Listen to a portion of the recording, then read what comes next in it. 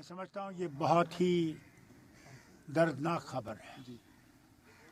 آج جب صبح کو میں نے یہ سنا مجھے یہ لگا کہ مہاراشٹر کے ایک بہت بڑے سپوت جنہوں نے مہاراشٹر کی تقدیر کو بدلنے کی کوشش کی وہ آج اس جہاز کے ایکسیڈنٹ میں مارے گئے.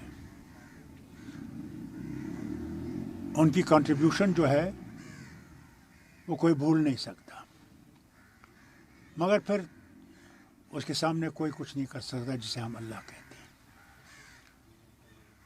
بہت ان کو پونا جانا تھا جہاں پہ الیکشن ہونے والے تھے, اس کے لیے تیاری کر رہے تھے مگر تقدیر نے ساتھ نہیں دیا.